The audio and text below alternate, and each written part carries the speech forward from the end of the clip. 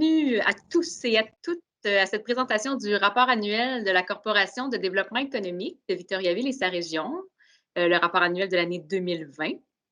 Je suis Suzy Larrivée, agente aux communications. Je suis en compagnie, évidemment, de notre directeur général, M. Vincent Guay, et de mes collègues de l'équipe de direction, de coordination.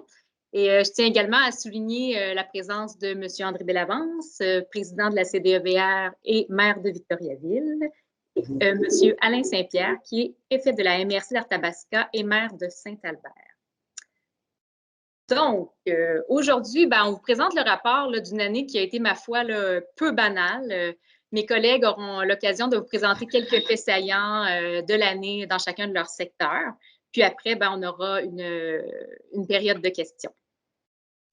Donc, comme je vous ai dit, la présentation est enregistrée, puis je vous demanderai bien entendu de garder vos micros fermés, sauf lorsque vous aurez à prendre la parole. Donc, sans plus tarder, j'invite M. André Bellavance, président de la CDEVR et maire de Victoriaville.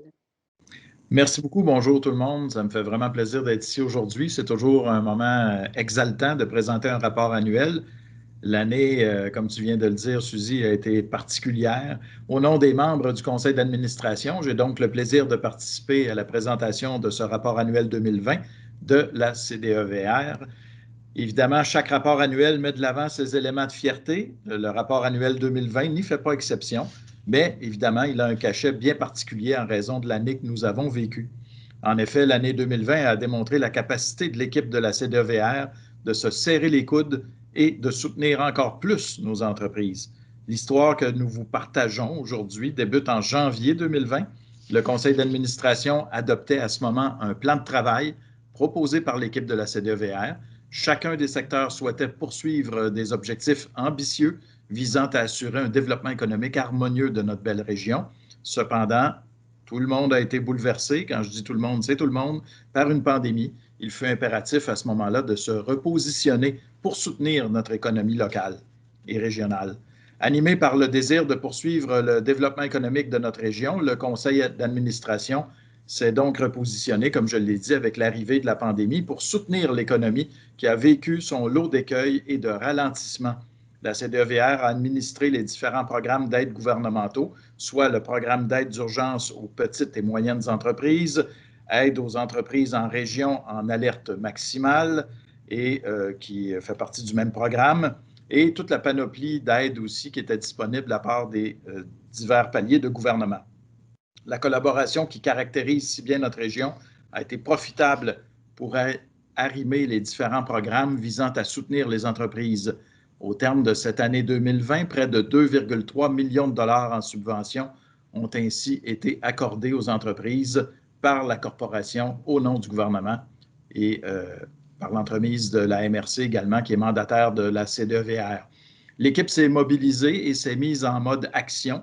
Les analyses de dossiers ont été prises en charge par les professionnels de la CDEVR, auxquels se sont greffés des collaborateurs dévoués. Je tiens à saluer d'ailleurs et à remercier toutes ces personnes qui ont collaboré à rendre possible l'ensemble des démarches nécessaires qui représentaient une importante somme de travail, mais qui ont permis à plusieurs de poursuivre leurs activités.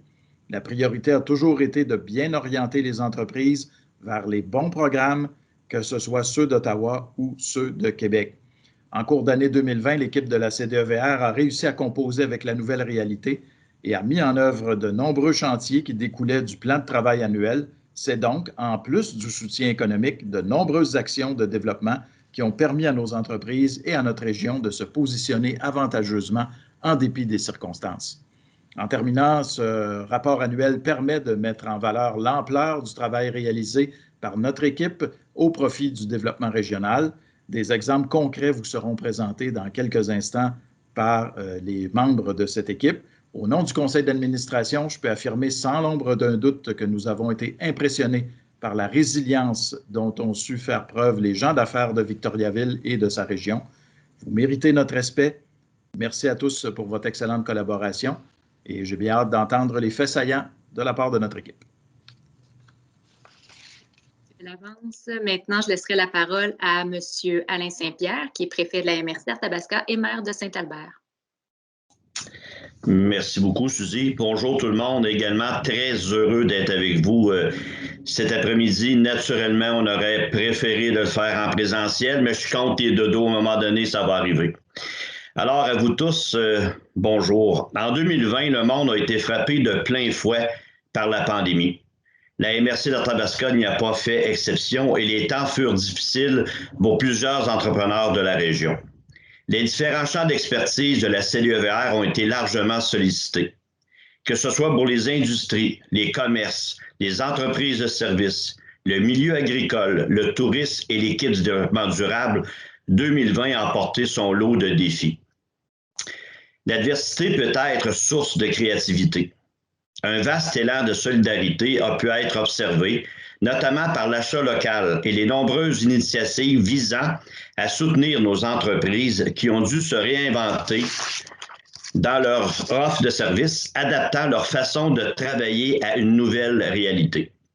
En 2020, je retiens également la grande collaboration qui caractérise si bien notre région et qui a permis l'arrimage des différents programmes visant à soutenir les entreprises. En guise de soutien, la MRC d'Arthabasca a prêté des ressources pour offrir un coup de pouce à l'équipe de la CLEVR et assurer un suivi le plus rapide possible auprès des entrepreneurs de notre région. Aujourd'hui, je tiens à remercier chacun des membres de l'équipe de la CLEVR pour leur dévouement et l'engagement dans le travail accompli au profit des entreprises d'ici. Derrière chaque entreprise se trouvent des femmes et des hommes qui font la fierté de notre région. Je tiens à féliciter ces entrepreneurs d'exception pour leur très grande résilience. Merci beaucoup.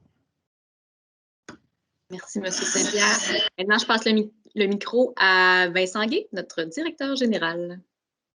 Alors, bonjour à tous. Bon après-midi. D'abord, je vous remercie tout le monde d'être présent à cette importante rencontre à mes yeux parce que c'est avec beaucoup de fierté qu'on vous présente cet après-midi notre rapport annuel. Je veux, dans un premier temps, saluer mon équipe. J'ai senti dans une période qui était tout à fait exceptionnelle ce que voulait vraiment dire les simples mots « travail d'équipe », parce que ça a vraiment été un travail d'équipe qui a caractérisé, je dirais, l'effort de chacun pour réussir à passer au travers d'une période qui n'était pas facile. L'ensemble d'équipe, de chacune des femmes et des hommes qui la composent, a fait preuve d'adaptabilité, de résilience, de sens des responsabilités et de capacité de prendre en charge une situation qui était tout à fait inusitée. Alors à tous, je vous dis merci. Je vous dis bravo parce que nous avons réussi l'impossible. Je veux aussi remercier de façon toute particulière le conseil d'administration qui nous a accompagnés dans cette aventure. Parce qu'il fallait, bien sûr, comme le disait tout à l'heure M. Bellavance, relever le défi de gérer des programmes d'aide, mais il fallait aussi, puis vous allez le constater à la lumière des différentes réalisations qui vous seront présentées tout à l'heure, il fallait aussi continuer à faire vivre notre région, à faire vivre et à animer le développement de notre région. Nous avons vécu une crise sanitaire, nous avons vécu, bien sûr, et nous sommes encore dans cette fameuse crise sanitaire. Nous vivons encore et toujours une crise économique. Demain, ce sera la crise des finances publiques. C'est la raison pour laquelle il faut continuer à regarder en avant, à viser haut, et à faire en sorte qu'on va continuer à travailler pour passer au travers de cette épreuve. Alors, c'est donc avec beaucoup de fierté que je vous présente le rapport annuel et j'ai souhaité que chacun des membres de l'équipe puisse m'accompagner là-dedans pour présenter les réalisations, je dirais, les plus caractéristiques de chacun des secteurs. Je termine en disant que je voudrais qu'on se laisse tout le monde sur un message d'espoir. On a parlé tout à l'heure de résilience. Moi, j'en ai parlé, bien sûr, au niveau de l'équipe, mais M. Saint-Pierre, M. Bellavance en ont parlé aussi au niveau des entreprises. La résilience et la force de notre tissu entrepreneurial va faire en sorte qu'on va réussir à s'en sortir tout le monde. J'en suis convaincu. Gardons l'espoir de passer au travers de cette fameuse pandémie. continuons à compter les dodos, comme le disait M. Saint-Pierre tout à l'heure, parce que je pense que c'est important d'avoir l'espoir de sortir de cette pandémie. Mais restons surtout convaincus qu'on va réussir à s'en tirer de façon tout à fait intéressante parce que notre économie est forte et qu'on est en mesure de pouvoir le faire tout le monde ensemble parce qu'on a une caractéristique de travailler en équipe. Alors à tous, je vous remercie de votre présence et je repasse la parole à Sylvie qui va présenter chacun des secteurs d'activité. Merci. Merci Vincent. Maintenant, j'inviterai Andréane Perrault, coordonnatrice au développement industriel, à prendre la parole. Alors, bon après-midi à tout le monde. Alors, nous, de notre côté, comme Vincent disait, il y a eu un gros travail d'équipe qui a été fait à partir de mars pour les fonds d'urgence. Donc, la majorité de notre équipe s'est affairée à mettre la main à la pâte sur ce dossier-là. Donc, évidemment, notre plan de travail a été bousculé en quelque sorte avec l'arrêt des productions au mois de mars. Le but, c'était de soutenir nos entreprises. Toutefois, contrairement à d'autres secteurs, nous, dans l'industriel, la reprise a été en V. Donc, elle s'est passée aussi rapidement que la descente que on a connu des productions finalement. Donc, une fois qu'on s'est assuré que tout ce beau monde-là était à flot dans leur secteur respectif, on a pu s'affairer à deux objectifs principaux du plan de travail pour y revenir. Donc, tout d'abord, la main-d'œuvre. Nous croyons avec la pandémie, on croyait en fait que la mobilité de la main-d'œuvre des secteurs fermés allait pouvoir venir combler cette pénurie-là dans le secteur industriel et finalement, ça n'a pas été le cas. Cette pénurie-là, on le sait, là, le taux d'emploi était extrêmement élevé. Donc, la pénurie a seulement été accentuée par le phénomène. Donc, nous, on a décidé, dans le fond, de trouver de nouvelles stratégies pour accueillir de la main-d'œuvre nouvelle chez nous, étant donné que les frontières, en plus, à l'international, étaient fermées pour l'immigration en tant que travailleurs. Donc, on a décidé d'agir avec une forme de régionalisation, donc d'aller chercher de la main-d'œuvre immigrante qui était déjà en territoire montréalais, par exemple, pour les amener ici. Donc, des actions ont été faites directement auprès des entreprises qui avaient des besoins. Et leurs besoins, entendez-le, ils ont été comblés. Donc, on est extrêmement fiers de ça. Par la suite, un de nos objectifs plan d'affaires, c'est vraiment d'appuyer les industriels dans leur performance par l'ajout de nouvelles technologies, par exemple, donc les informer, les outiller, les accompagner. Et en ce sens-là, on a été très proche du comité de performance industrielle qui offre des services à nos entrepreneurs gratuits. Donc, on a été la porte d'entrée pour cette belle gang-là qui aide nos industriels. On a répondu encore là à des besoins qui ont porté fruit, qui ont eu des retombées. Donc, on est extrêmement content. Je termine en vous parlant de la zone d'innovation, le terreau qui a été lancé la semaine dernière. On ne peut pas le passer sous silence. Donc, l'année 2020, ça a été pour cette zone d'innovation-là tout le travail de fond qui a été fait, tout le montage de l'armature du projet avec notre collègue Nicolas Fecteau. Alors, plein d'industriels ont été mis à profit dans ce projet-là également. Puis, on est aussi extrêmement fiers de toute la tournure que prend ce projet grandiose-là. Voilà, merci Sylvie, c'est tout pour moi. Merci Andréane. Maintenant, j'invite Annie Vérault, coordonnatrice commerce et services. Alors, bonjour tout le monde. Je regardais mes notes tout à l'heure, puis je me surprenais. Je me disais, mon Dieu, il me semble que janvier 2020, c'est très, très loin. Alors, du côté du commerce et services, janvier 2020, c'était le moment, en fait, où la Corporation de développement économique allait, dans le fond, compléter son mandat de gestion qu'elle avait pour la Société de développement commercial du centre-ville de Victoriaville. Alors, à ce moment-là, on a accueilli la nouvelle directrice générale qui avait été embauchée pour reprendre le flambeau. On avait fait sa formation. Elle a été chez nous pendant un mois avant juste d'emménager dans les nouveaux locaux de la SDC qui sont maintenant situés rue de la Gare. Alors, le bilan de ces 3 années à accompagner la Société de développement commercial du centre-ville pour nous, puis pour eux, pour l'organisation, ont été vraiment très intéressantes et au bénéfice certainement de cette organisation-là. Alors, c'est comme ça que débutait l'année 2020. Tout de suite après, on avait eu aussi le plaisir d'annoncer en conférence de presse le dossier qui avait été retenu dans le cadre de l'appel de projet Entreprendre maintenant. Alors, durant cette conférence de presse-là, messieurs Ken Bouffard, Mathieu Provencher, Sébastien Roy levaient le voile finalement sur leur projet d'affaires qui est la distillerie Euclide. Distillerie qui, aujourd'hui, va entrer probablement dans ses locaux assez prochainement. Alors, il y a un immeuble qui s'est construit rue Archibald Campbell. Alors, ce beau projet-là, c'était une annonce qu'on faisait comme ça en début d'année. Par la suite, l'histoire, vous la connaissez. Par la suite, rapidement, au mois de mars, en fait, le Québec a été mis sur pause. Alors là, là, on a compris qu'est-ce qu'étaient les commerces essentiels et les commerces non essentiels. Alors, à partir de ce moment-là, les entreprises ont été mises, évidemment, on l'a mentionné, puis on le redit souvent, mais ont été mis à dure épreuve. Ça l'a complètement bouleversé, en fait, le secteur d'activité des commerces et des services, outre le fait que certaines organisations n'avaient pas, par exemple, de commerce en ligne qui était disponible pour continuer à maintenir des opérations. Il a fallu aussi, du côté des entrepreneurs, s'adapter beaucoup, que ce soit toutes les mesures sanitaires qui devenaient obligatoires dans les milieux de travail. Alors, ça a été un passage qui a été évidemment pas sans embûche. Les entrepreneurs, vraiment, sincèrement, ont réagi de façon tout à fait exceptionnelle. Encore une fois, je salue leur travail. Ça a été dit, mais je vais le répéter, toute cette résilience-là.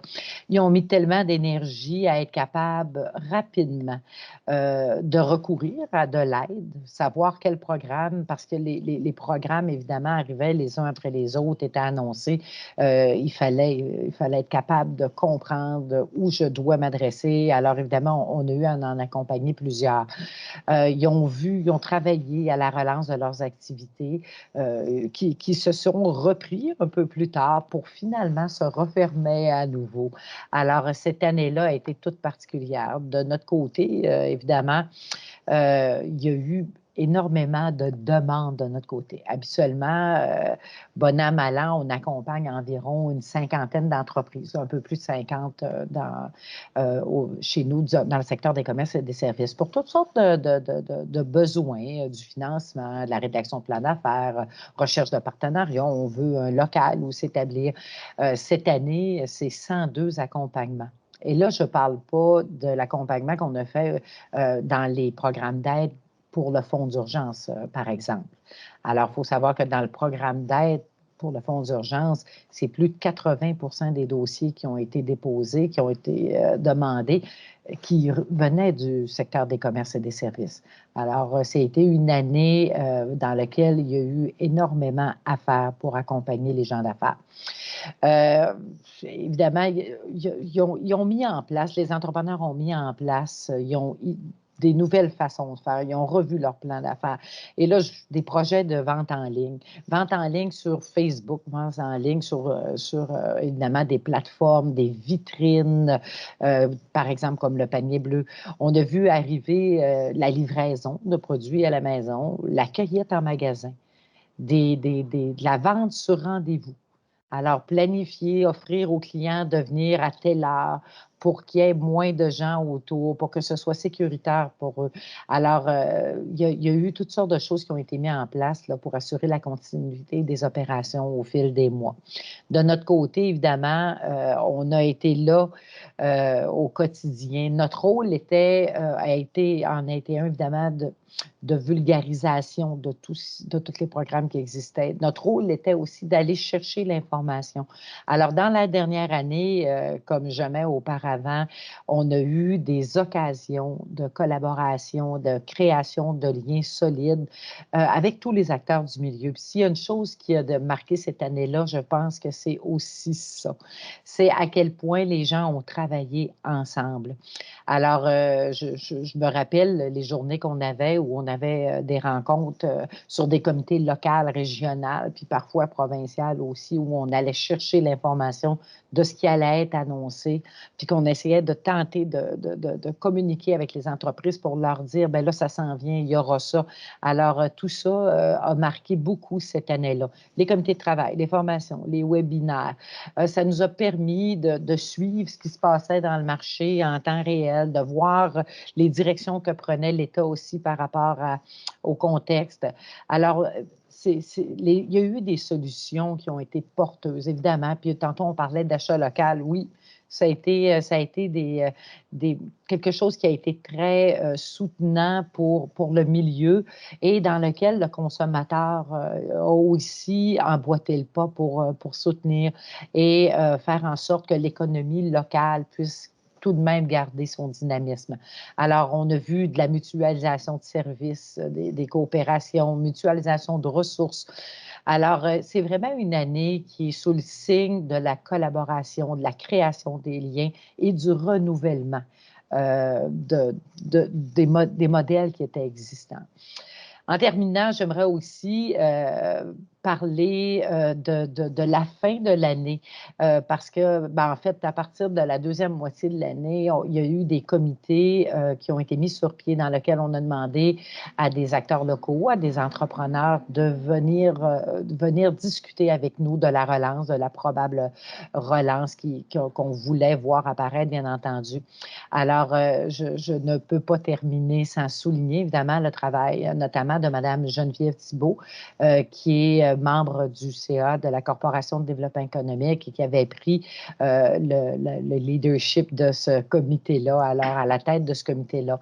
M. Patrice Marcoux de CIBC Wood-Gundy, Patrick Girard de l'Ours Noir, le Cactus, le Resto Le Cactus, M. Roch Lahaye chez Sport Expert et bien entendu M. Jean-François Morissette, qui est directeur à la gestion du territoire pour la ville de Victoriaville. Alors, ces gens-là se sont impliqués de façon exceptionnelle. Leur contribution à la réalisation d'un nouveau plan d'affaires, un plan de travail pour cette année a été exceptionnelle. Alors, à chacun d'eux, je tiens à souligner leur apport dans ce contexte-là qui a été si important. Alors, voilà pour le commerce et services. Merci. Merci, Annie. Maintenant, je cède la parole à Steve Gagné, qui est coordonnateur au tourisme et directeur général adjoint. Bonjour tout le monde. Alors, on l'a dit, je ne suis pas le premier, je ne serai pas le dernier à dire que 2000, vous m'entendez bien, oui? Que 2020 a été une drôle d'année, mais a été aussi une année très stimulante. Stimulante parce que vous vous en souviendrez, ceux qui étaient là au dernier rapport annuel de la CDEVR, j'avais ouvert sur le fait qu'au niveau du secteur tourisme, on modifiait notre statut, on se tournait vers une approche beaucoup plus axée sur la conversion et sur un mode de production de contenu. Alors, une grande partie de nos énergies de 2020 ont été consacrées à cette transformation-là sur nos façons de faire et ça passait par un très, très grand chantier qui était la construction du nouveau site Internet.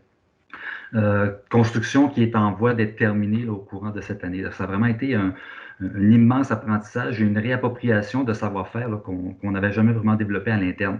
Et ce qui est intéressant aussi, c'est qu'en changeant ce statut-là, donc beaucoup plus axé sur la conversion, ça nous a permis de faire nos premiers pas sur un volet transactionnel et d'essayer de positionner les fameux achats de micro-aventures directement en ligne avec des partenaires. Et c'est une approche qui semble très porteur et on a été pas mal une des premières destinations à faire cette proposition-là en 2020. Je soulignerais aussi le fait que ce nouveau site Internet-là, il est greffé sur le cœur central de l'ensemble des sites régionaux, c'est-à-dire qu'il est alimenté, ce cœur-là alimente à la fois le ville-centre, la MRC, la section de la CDEVR et le site consommateur tourisme. Et ça, c'est extrêmement rare sur l'ensemble des destinations au Québec. On a une synergie qui est vraiment remarquable et ça permet d'avoir une circulation des différentes données et d'informations à l'intérieur de nos différentes vitrines, appelons ça comme ça, qui est vraiment une agilité remarquable. Et je dirais que c'est presque même une économie circulaire de la donnée à l'intérieur de notre site Internet qui vient marquer un peu une autre coloration qu'on peut avoir. Évidemment, bon, on l'a dit, le contexte pandémique a été très difficile pour ce secteur touristique aussi. En début de printemps, beaucoup de suivi à faire au niveau de nos entreprises pour comprendre évidemment leur état d'âme, leurs craintes, leurs appréhensions. Il y avait beaucoup de suivi à faire avec les différentes mesures, si on se rappelle. toutes les instances politiques et de santé publique essayaient de comprendre et d'interpréter vers où est-ce qu'on pouvait avoir les meilleures pratiques. Et donc, nous, on était toujours en relation avec nos partenaires pour essayer de leur donner l'heure la plus juste possible et les mesures les plus adaptées possibles en fonction de chacune de leurs sphères d'activité. De telle sorte qu'en cours de printemps, on a fini par produire vraiment une charte simplifiée pour nos entreprises, pour qu'ils se démêlent de manière plus facile. Et on a aussi créé par la même occasion ce qu'on a appelé notre signature touriste sécuritaire. Évidemment, touriste sécuritaire parce qu'on a de bonnes pratiques sanitaires, mais on la veut aussi beaucoup plus globale, beaucoup plus inclusive parce que c'est aussi ce que nous sommes et ça va être une valeur qui va demeurer perturbée, pas perturbée, mais se perpétuer dans le temps. C'est-à-dire qu'en tant que destination, on prend soin de notre environnement, on prend soin de nos gens. Quand on se promène sur notre territoire, il y a une cohabitation vélo, auto, il y a une courtoisie entre les gens. Donc, cet aspect-là global de tourisme sécuritaire, c'est une signature qui va perdurer, qu'on va faire vivre encore une fois et qui est une belle complémentarité avec notre phrase d'appel, le bonheur est proche. Ça va bien aller ensemble et on va poursuivre ce travail-là. Évidemment, en termes de saison touristique comme telle, ça n'a pas été simple. D'une part, nos grands événements ne sont pas tenus. Ils étaient tous interdits de production par la santé publique. Mais on a quand même fait des campagnes qui visaient davantage les clientèles limitrophes, donc les principales régions qui nous entourent. Et ce qu'on a vu dans l'ensemble des activités qui ont été faites, la crise a tapé de manière très inégale en fonction des différents secteurs. Évidemment, ça a été catastrophique pour les hôtels et ça l'est encore. Par contre, les terrains de camping, dès qu'ils ont eu l'autorisation de tomber en opération, ont connu un achalandage qui était vraiment très, très, très, très appréciable et très, très, très, très bonne saison. Même chose au niveau des terrains, pas des terrains de camping, mais des chalets, au niveau de la location des chalets. Il y avait beaucoup d'angoisse au début parce qu'ils ont eu l'autorisation beaucoup plus tard que les terrains de camping de tomber en opération, mais dès que l'interdiction a été levée, on a vu une fréquentation puis un taux d'occupation dans ce secteur-là qui a été remarquable aussi, là. Évidemment, nos entreprises agro ont très bien bénéficié. Il y a eu un coup de cœur sur l'ensemble du territoire québécois pour l'approvisionnement de proximité. Donc, ça a permis pour la grande majorité d'avoir des saisons extrêmement intéressantes aussi. Et ça a permis aussi, du fait qu'on travaillait davantage la clientèle de proximité, mais on a aussi beaucoup plus travaillé notre clientèle locale. Et ça, je crois que c'est un point intéressant. Il y a beaucoup de nos concitoyens qui sont devenus des consommateurs de produits touristiques de chez eux. Et ça aussi, on espère beaucoup que cette habitude-là va se perpétuer dans le temps. On est assez confiant que les gens ont pu retomber en amour avec leur territoire, puis y a raison d'ailleurs. Alors, au final, sur une année qui a été vraiment en dents de scie pour plusieurs, on finit avec une note qui est somme toute assez positive et je pense très bien positionnée pour ce qui s'en vient. Ça clôturerait ma partie à moi. Merci, Steve. Maintenant, au tour de Dominique Poulain, commissaire en développement agricole. Oui, bonjour à tous. J'espère que vous allez bien. C'était une année particulière également pour le secteur agricole. Hein. On le sait que le secteur agricole a été identifié comme un secteur essentiel, on le comprend. Les humains ont besoin d'être nourris, ont besoin d'avoir cette activité-là. On ne peut pas fermer le robinet d'une ferme laitière non plus. Les vaches se doivent d'être nourries et d'être traites. Donc, ça a été une année assez particulière. Je le dirais sur 3 signes. Puis je pense que mes collègues, puis M. le préfet, puis M. le président également l'a bien souligné. Une année sous le signe de la collaboration à différents niveaux. On est à 3e année du PDZA. On a un comité hyper dynamique avec l'UPA, avec des gens de la MRC, avec des gens de la ville, avec des gens du MAPAC. On sent que les liens sont serrés, que la cohésion est bonne, est évidente, que les priorités au niveau du PDZA sont clairement identifiées, que dans le fond, que tout le monde travaille dans la même direction, mais également une cohésion régionale. La distance, le télétravail a permis de jouir également d'une proximité avec les différents homologues et différents partenaires également dans un cadre régional. Ça a été un bel accélérateur pour la création d'une dynamique et une création de liens qui est super important, non seulement pour l'année passée, pour la mise en place des projets, mais également pour l'avenir. Donc, les liaisons qu'on crée, on les garde, on les entretient.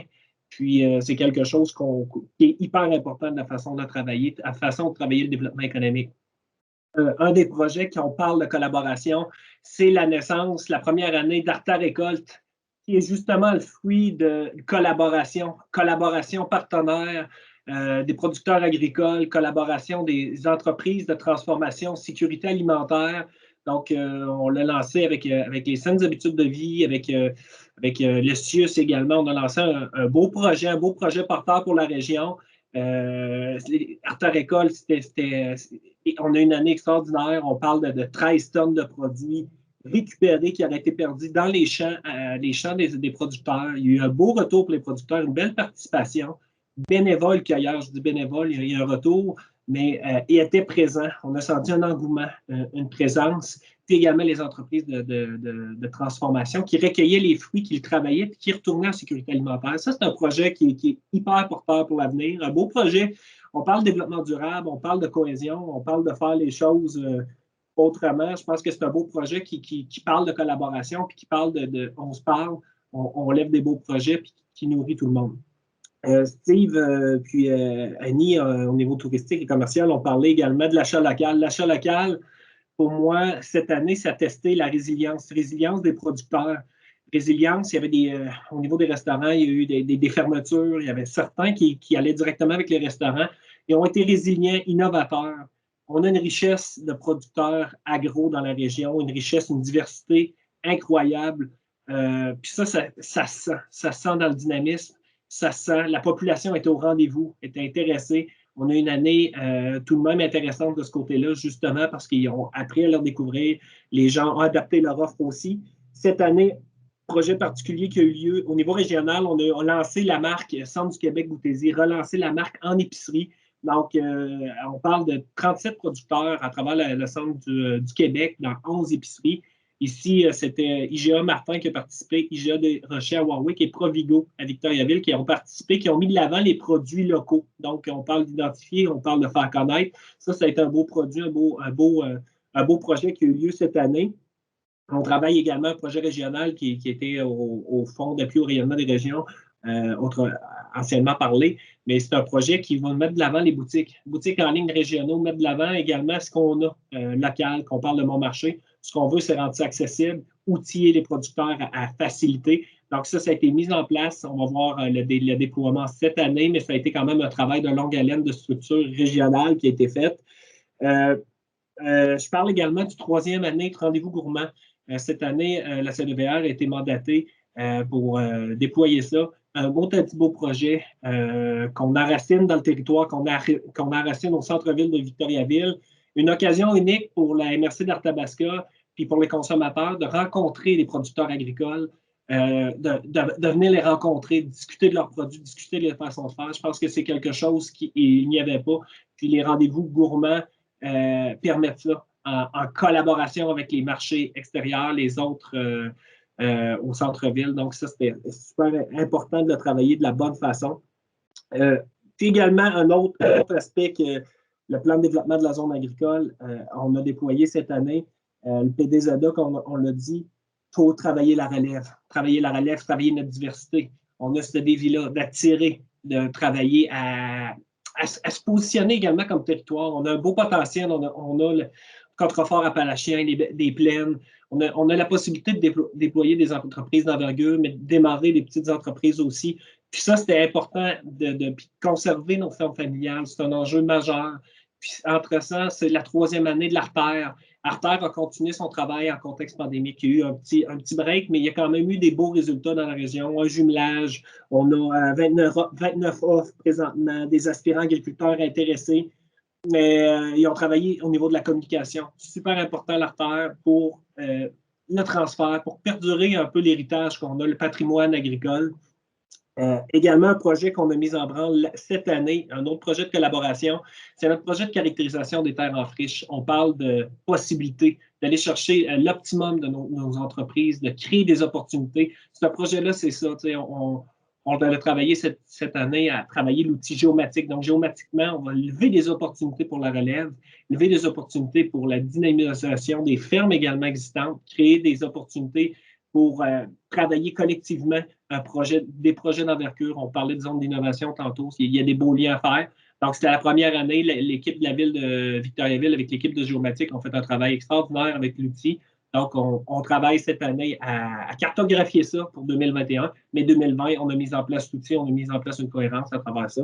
Donc, également, je veux souligner un autre rôle d'accompagnement. C'est important de le faire parce qu'on l'oublie, on travaille beaucoup des projets régionaux, mais l'accompagnement cette année, tout de même hors contexte pandémique, on parle quand même de 59 entreprises accompagnées à différents niveaux, référencées pour faciliter leur projet d'entreprise. On parle de démarrage, on parle de beaux projets qui vont créer pour moi une identité régionale, locale.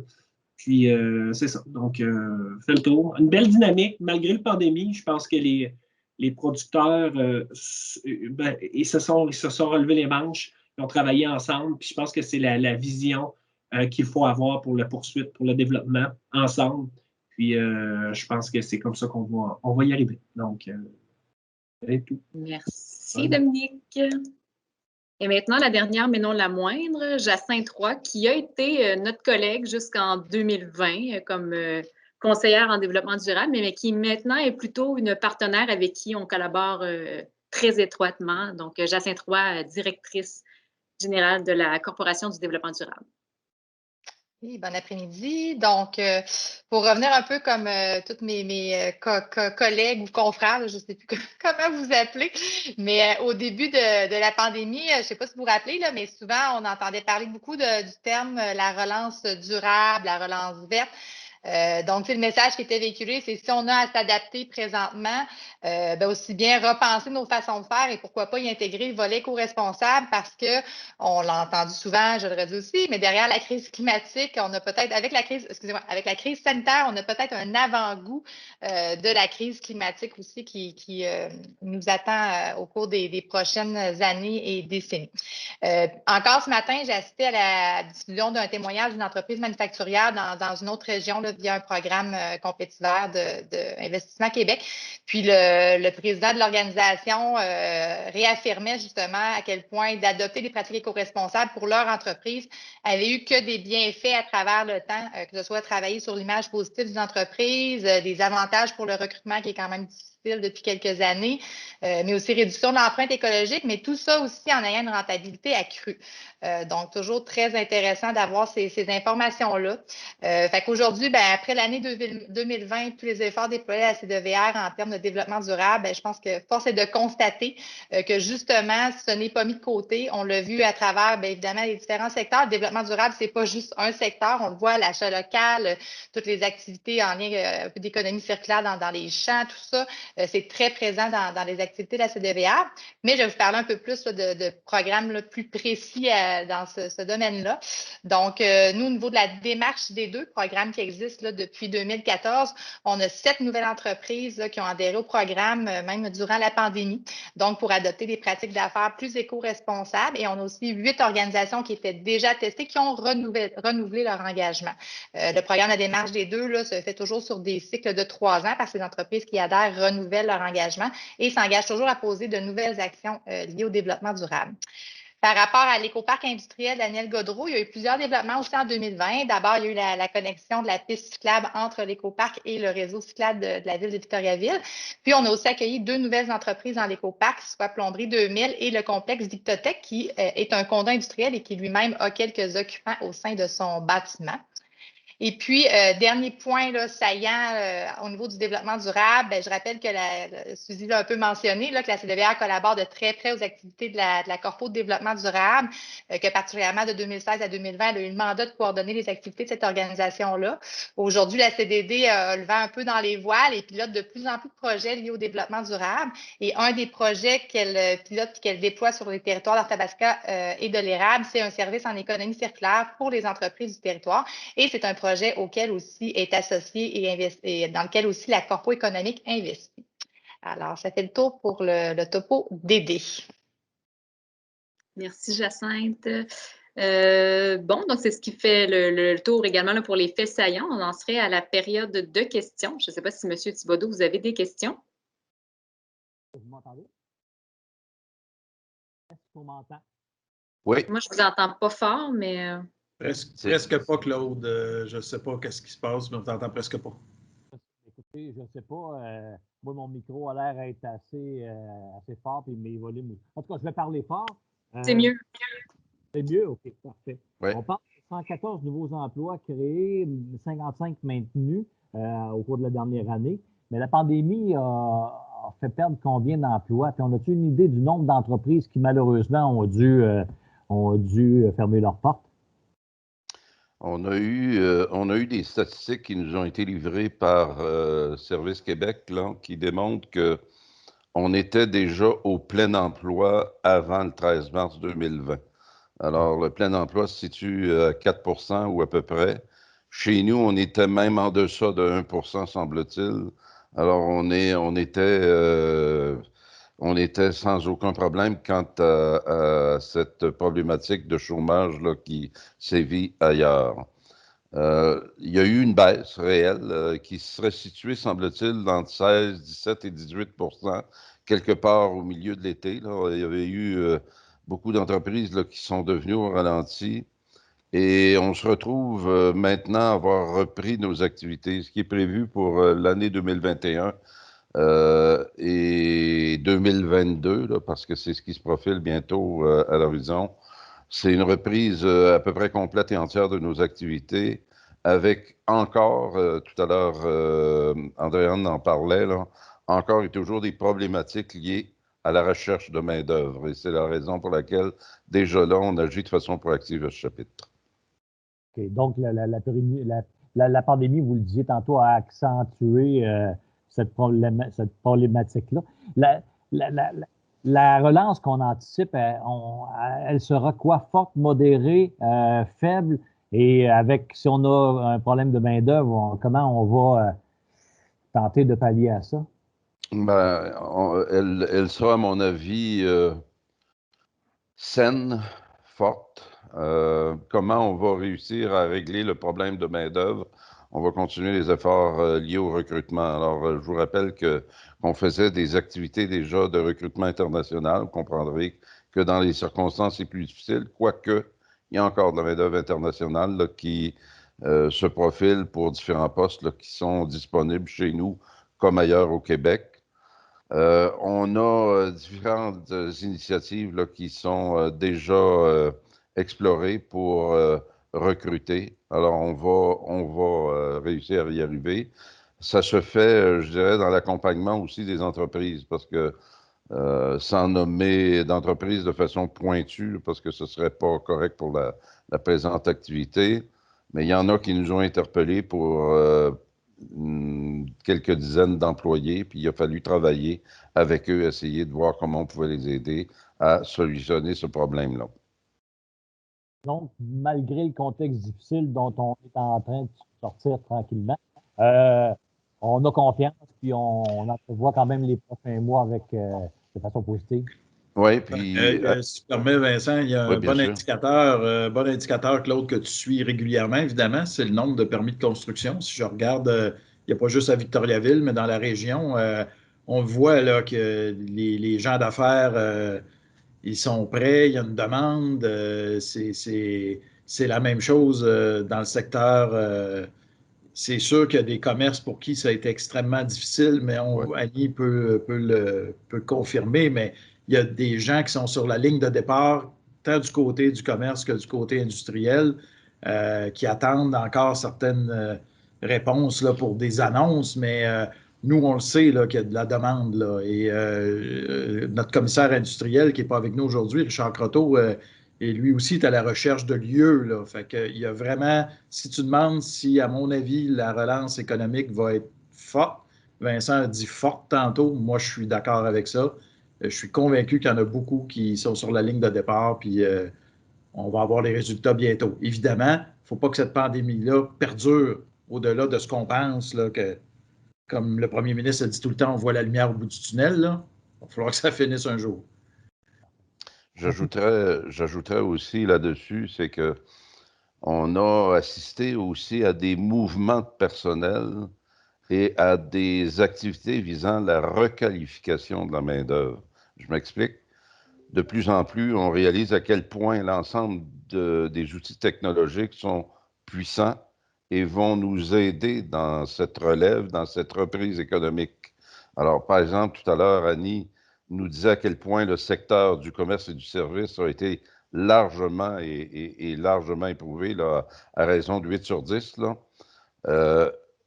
On est proactif en pensant que la technologie, le commerce électronique, tout le e-logistique aussi qui s'appuie, je dirais, en aval de l'opération commerciale, va nous aider à repositionner nos produits. Et le panier bleu, comme d'autres activités qui favorisent les achats locaux, nous permettront de tirer notre épingle du jeu. Alors, ces éléments technologiques, bien sûr, forcent la requalification de la main-d'œuvre et les mouvements aussi de main-d'œuvre au regard de ces nouvelles perspectives commerciales. OK, parfait. Merci. Merci, Claude. Vous avez plus de questions? C'est parfait pour moi. Merci beaucoup, M. Thibodeau. Oui, Vincent? Ben, je dirais que j'ai raison d'être fier de mon équipe parce que je vous écoutais tout le monde parler tout à l'heure. J'ai trouvé ça le fun parce que c'était piquant. Puis les messages qui ont été passés, c'est pas c'est la catastrophe, ça va mal. C'est plutôt le contraire. C'est hey, on s'est relevé les manches, on a fait quelque chose. Et malgré qu'on aurait pu se retrouver dans une situation catastrophique où il ne se passe rien, on réalise, puis en lisant le rapport annuel, qu'il y a plein de choses qui, malgré tout, se sont faites. Alors bravo, je vous félicite tous. Merci. Merci, Vincent. Merci tout le monde. C'est ce qui met fin au point de presse. Monsieur Thibodeau, merci beaucoup pour votre présence. Je vous libère alors que tout le monde, je vous demanderai de rester, s'il vous plaît, juste pour prendre une petite capture d'écran que je pourrais vous envoyer aussi tout de suite après, Monsieur Thibodeau.